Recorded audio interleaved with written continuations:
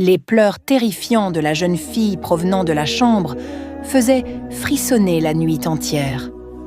Dès que Farid ouvrit la porte, un cri lui échappa soudainement. La fille se retourna et Farid en eut le souffle coupé. Ses longs cheveux tombaient sur son dos, et après avoir avancé de 2 pas, elle dit en le regardant « N'aie pas peur, je suis venue chercher la même chose que toi ici. » Farid appartenait à un petit village perché sur des collines irrégulières. La verdure du village montrait que les habitants étaient pauvres, mais très attachés à leur terre.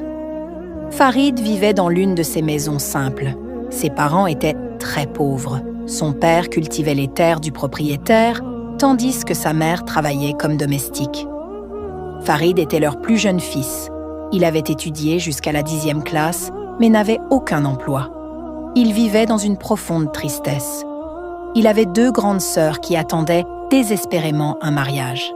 Mais la famille n'avait pas les moyens de fournir une dot suffisante, ce qui empêchait tout arrangement matrimonial.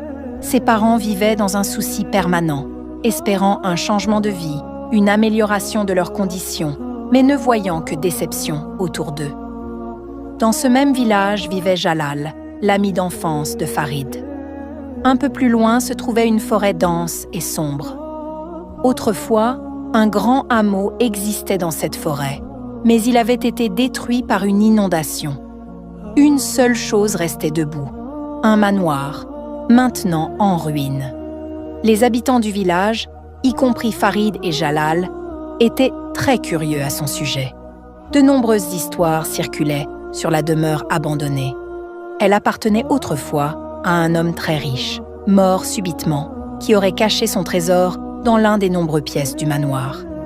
Un jour, Jalal dit à Farid « Si seulement on trouvait ce trésor, notre vie changerait. » Farid répondit « Personne n'ose s'approcher du manoir par peur.